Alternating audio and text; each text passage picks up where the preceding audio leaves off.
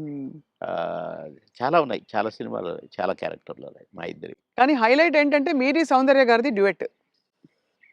అది ఆకాశం అంత. 365వ రోజు సెకండ్ షో హౌస్‌ఫుల్ చూసా. అవును. 365వ రోజు. ఇంకా 100 రోజులు ఆడొద్దు సార్. మాకు కొన్ని కమిట్మెంట్ ఉండి రేపు తీసేస్తాను. హ్మ్. 365 రోజులు అయిపోయింది కదా! అని అన్నారు. అలాంటిది. ఒక పాట ఒక కమెడియన్ చేస్తే 365 రోజులు ఆడటం అంటే చిన్న విషయమా? అవును. అంతే గదా!